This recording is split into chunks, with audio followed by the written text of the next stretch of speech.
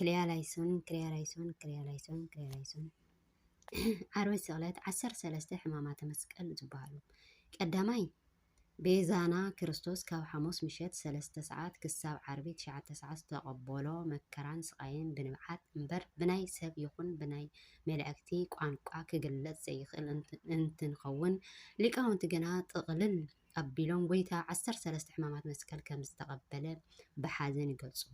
ቀዳማይ ተኣስሮ ንድሕሪት ምእሳሩ ከም ገበነኛ ወንጀለኛን ክልተ መሕጎፍኡ ንድሕሪት ክሳብ ዝጠብቆ ቆርበቱ እውን ብሽመል ክሳብ ዝትልተል ኣሰርዎ።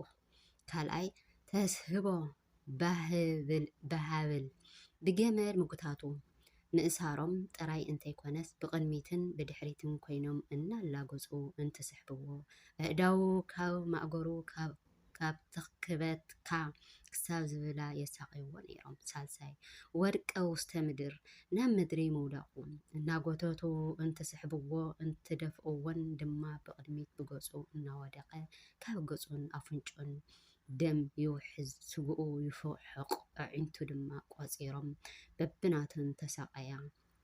ራብዓይ ተኺዶ ብእግሪ ኣይሁድ ምርጋጹ ኣብ ልዕሊ መውዳቁ ድማ ናበይ ኣምሊጡ እናበሉ እቶም ሰራዊት ምስ ኣፍራሶም ብሕንቁኡ ብድሕሪቱን እናረገጹ ድማ ክሳብ ዝጎስዕ መከራ ኣብዝሕሉ።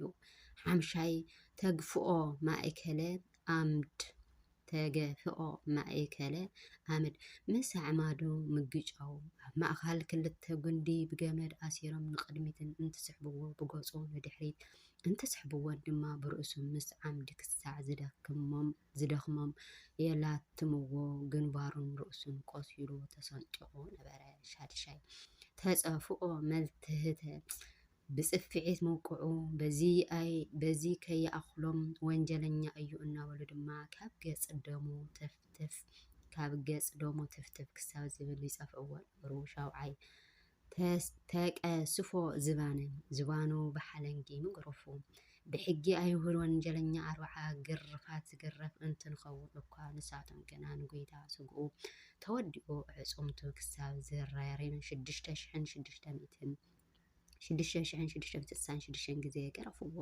ሻምናይ ተኮርቶኦ ርእሱ ብዘንጊ ምኽትካቱ ኣዒንቱ እናሸነፎን ካብ ርእሱ ደም ክሳብ ዝጭቅ ብዘንጊ ርእሱ እናኸትኮቱ መን ከም ዘውድቀካ ንገረና ይብልዎ የባጭውሉን ነይሮም። ታሽዓይ ኣክሊለ ሶክ ኣክሊል ዕሾኽ መድፍኡ ንመላእክቲ ኣክሊል ብርሃን ዝዕድል ጎይታ ኣብ ልዕሊ እቲ ዝቆሰለ ርእሱ ድማ ክንዲ መስመር ዝነውሕ ናይ በረኻ ዕሾኽ ከም ኣክሊል ጎንጉኖም ናብ ርእሱ እናጸቐጡ መግለጺ ዘይብሉ ግፍዒ ፈጸሙ።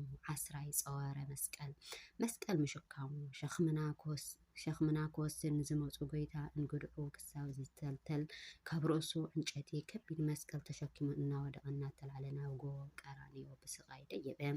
11 ተቀንዎ በቅንዋተ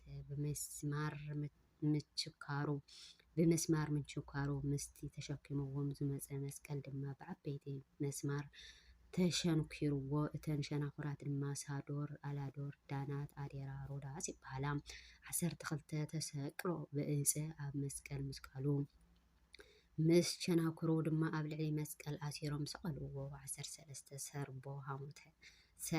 ሰርቦ ሓሞት መስታዩ ኣብ መወዳእታ ድማ ኣብ ልዕሊ መስቀል እንተሎ ካብ መሪር ከርቤ ወይ ከዓ ጠንካው ሓሞት ሓርማዝ ዝተዳለወ መሪር መስተ ኣስተይዎ ንሱ ግና እንተይወሓጦ እንትፍኢሉ መከርኡ ተፈጸመ በለ። ነገር ግና እንትፍ ከም ዝተባሃለሉ ከም ዝጸረፍዎን ዕርቃን መውፅኡን ግና ንሰብ የቆጥዖም በርቃንዛ ስለ ዘይፈጠሩ ጎኑ ምውግኡ እውን እንተኾነ ጎይታ መስሞተ ስለዝተዋግኡን ስለዘይሓመሙን እዚኣቶም ካብዚ 13 ሕማማት ኣይቁረፅን። ክርያራይሶን